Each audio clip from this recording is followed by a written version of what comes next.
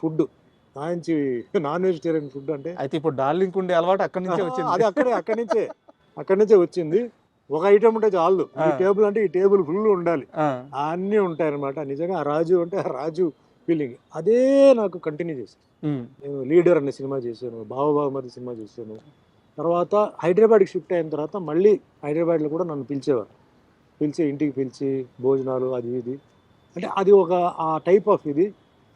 చెడు అనేది ఎప్పుడు లేదు సార్, అందరితో మంచిగా ఉంటారు అందరికీ. ఆయనకి ఒకటి ఎక్సర్సైజ్, తర్వాత కరాటే చాలా ఇష్టం. ఎక్కడ ఉన్నా పిలిచేవాడు, పిలిచి నేను కొంచెం ఏంటి ఎక్సర్సైజ్ చేయట్లేదా అన్నాడు. కొంచెం టఫ్గా ఉంటే ఇలాగే ఉండే అట్లా. అంటే ఎక్సర్సైజ్ మీద, హెల్త్ మీద బాగా, అంటే ఫిట్నెస్ మీద, ఫుడ్ మీద, లైఫ్ ఎంజాయ్ చేయాలి, ఎంజాయ్ చేయకుండా లైఫ్ ఏంటి అని అనుకుంటున్న ఒక వ్యక్తి. I miss him a lot అండి.